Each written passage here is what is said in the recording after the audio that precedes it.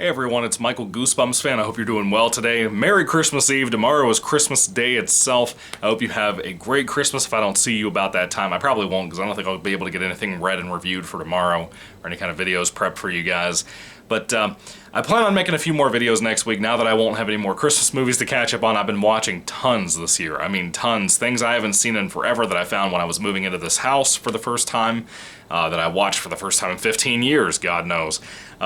Anyway, I have a Things Like Goosebumps video for you today for a sequel to a book I just reviewed the other week. I don't know if it was last week or the week before. It's been a while since I made a video for this channel. This review is for the sequel called, it's Fear Street. It's my second Fear Street book I've ever read from R.L. Stine. Fear Street Super Chiller, Silent Night 2. Yes. Cool cover. Really cool cover. For a pretty bad book, I'll be honest with you. My boy Monster Blood, aka Austin, here on YouTube. He recently read this as well as the first one, which, like I said, I just recently made a video on this one as well. This was not very great, or really even that good. It was very bland. I have my opinions about that one. And I know he really liked that one. But then, he read this one. And I remember seeing his little short video thing on YouTube and seeing him be so disappointed with this as well. As was I. I think overall, this one has a better setup for Silent Night 2. But things like these rip-off covers here, like this one's clearly a throwback to Silent Night, Deadly Night, the 1984 horror film I recently reviewed on Strange Michael, my other channel where I review horror movies. And this tagline for this says, "Jingle bells, Santa kills." Let me tell you up front, there's no killer Santa in this book. There's a dream sequence involving a Santa Claus, and that's it. Now, I will tell you this, these books are so far kind of like Goosebumps, from what I can tell, at least. They're kind of all standalone. You can read this book and not have read the first one, and kind of vice versa, because the first one takes place before this one, but even so, this one starts off with kind of a recap of what happened at the end of the previous book. I don't think it spoiled the killer, as far as I can remember. Like I said, the first book was pretty bland to me. There's not really a whole lot going on in here, or in that one. In this one, I think there's actually a better plot going for it. The main character has nothing to do. And yes, I do want to get into that too. Reva is back. Yes, Reva from the first book, the main character of that book, the one that I could not stand whatsoever, that supposedly had a Grinch moment and changed her life and changed her way she treats people and stuff at the end of the first book. Nope. Nope. Nope. Nope. That was retconned here, just like Slappy's death in every single Slappy Goosebumps book that's ever existed. She is still an awful, awful character in the sense of she's just a mean, horrible, selfish person. And this book just harps on that even more. Her cousin Pam is back in this book, Pam being, you know, kind of our secondary main character in the first book. And they're cousins, like I said. Now, Pam is working at Reva's dad's store this time around for the Christmas season. It takes place a year after the first book. And of course, Reva just barely escaped death at the end of the first book. And somebody almost killed her. She's pretty traumatized. Well, she says she is. For like the first chapter of the book, and then it's never really brought up ever again. She's partially traumatized by what happened at the end of the first book. And then here, after that that recap of that beginning, or that ending of the first book, she's just kind of like up to her same old tricks. The girl named Pam, that's her cousin, has a boyfriend named Victor that recently started working at the store, and immediately Reva decides to steal him from her and not let Pam know about that. Yes, Reva's awful. Pam, in the first book, I could tolerate, but I'll tell you this. These Fear Street books are completely just, to me, filled with a devoid of logic. You know what I mean? Goosebumps has better logic than these Fear Street books so far. Mind you, this is the second one I've read, so I don't know about other series. People have recommended other things to me in my previous review for Silent Night. I don't know how good these books get. They had to have had some kind of quality to them for people to like them as much as they do. But I don't know. This really missed the mark. It had a good plot, actually, and I'll get to that in a moment, but it really missed the mark. It misses the setup after a while for me. I was more interested in the actual plot going on than the actual characters, because of course I can't stand Reva, but Pam herself, she's an idiot. She went from being a bland character in the first book that I had no real interest in, and kind of having an interesting viewpoint in the story compared to her cousin Reva, she went from that to just an idiot. An idiot with things that she does here, especially in the finale. About 3/4 through the book, she just starts making really stupid choices. Really, really stupid choices. And to me, Pam is as bad as Reva at certain points in this book. She's an idiot. They're both idiots, but she's an idiot while Reva is a selfish idiot. Anyway, so getting to the plot I keep hitting at. There is a side storyline, a subplot, if you will, that kind of really develops into the main plot. There's a boyfriend and girlfriend. The boyfriend is nicknamed Press because he looks like Elvis Presley. He has a sneer and everything else. And I actually kind of dig this character. The girlfriend character is a psycho. She's not living in reality. She's poor, and she's not living in reality because she's poor, but she's poor, and she's also obsessed with movies and wanting to have a life like the movies, which is not real, you know? That's one of those types of people. You know, I've seen a lot of movies, but I live in reality, you know?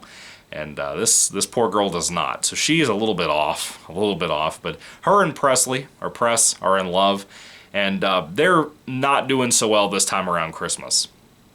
And they happen to know, not personally, but they happen to know of Mr. Dalby, Reva's dad, and how they're very well-to-do, they're rich, they have this really nice house, they own that store, so on and so on. And at some point, Press and his girlfriend Diane decide that they're going to try to kidnap Reva and make her dad pay ransom. So they're going to try to force that, and things go awry because they keep trying to do it over and over again. I'm not kidding. These two are as bad as Joe Pesci and the other guy from Home Alone. They constantly make the most obvious, let's kidnap this person in the broad daylight kind of stupid idiot decisions continuously throughout this book. And then they mess up so bad a couple of times, especially in the finale, it's dumbfounding. It's completely unbelievable how stupid these two criminals are. I laughed at so much of this book. The reason it took me so long to get through this book, by the way, is because number one, I was catching up on good Christmas movies and some bad ones like Santa Who with Leslie Nielsen, but also I was trying to enjoy some time away from this book because I was not invested in this. As soon as I started reading it and saw that Reva and Pam were back in this, I was hoping for a different character. I did not get that. As soon as I saw they were in this, I was like, oh boy, here we go. I read about 50 pages and took a break for like 3 days. But today I finished it. I'm glad it's over with. That's the biggest compliment I can give to this book. I like this whole kidnapping subplot that becomes the main plot because of how stupid these criminals are. I hate literally every character in this book. I can't stand it. Everybody's making stupid choices, even down to Mr. Dalby, Reva's dad. There is one scene in this book that blew my mind, and I thought it was supposed to be a smart tactic. It was not. It was not. It just proved how awful Reva, her dad, and Pam all are. You know, I physically hate this book. There's a couple of things I like here and there, so it doesn't get like the bottom of my rating scale, but man, is it a loss. It's such a shame that R.L. Stine, of all people, wrote this book. I would love to hear R.L. Stine in 2022 mention somewhere in some interview about this book and about what his thoughts are on this book series, not the Fear Street books, but this Silent Night 1, 2, and 3, because this is embarrassing in my opinion. This is nothing. You would think with the lack of limitations of gore and violence and stuff like that, kidnappings, the first book had a heist/robbery situation going on.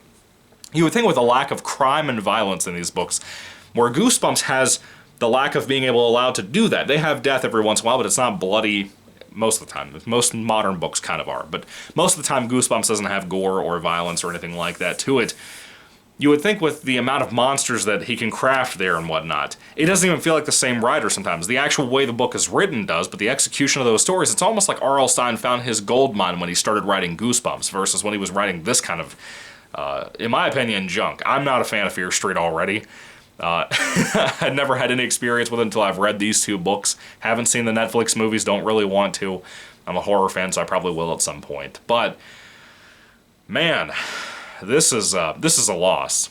Silent Night 2 is a piece of crap. It's got a lot of problems. At least if you can, like, you know how you can hate watch movies, like, you know it's bad, you make fun of it, Sharknado, Troll 2, those kinds of things. You could do that with this if you wanted to, if you really wanted to. But to me, it's more fun to watch a bad movie and make fun of it versus read a bad book and try to make fun of it. Because you have to think while you're reading, and my brain can't think of things to make fun of while I'm reading, and hate reading things. Anyway, Silent Night 2. False advertisement, bad book, bad characters, bad decisions, bad choices, idiocy all around. It's a bad book. Don't read this garbage. If you're going to collect it because you're an R.L. Stine fan, that's one thing. I'd understand if you're going to read it, but dude, do not go out of your way. If you're not collecting these things, do not go out of your way to go get this for like 20, 30 bucks. I am bummed that I spent like 15 bucks on this back in the day, or whenever I bought it. I don't know if I bought this in a lot with Silent Night 3. I think I did, but I'm pretty sure it was like a $25 bundle or something with like 3 or 4 books. I don't know. I don't remember. I might have done a video at some point, a book haul or something with this in there. But man, this was a letdown. I am so not looking forward to reading Silent Night 3. I am going to read that. That might be the last thing I read this year. I don't know. I kind of want to read one more Goosebumps book, as you can tell over there to my left. Right there that I'm pointing out with the book that's terrible.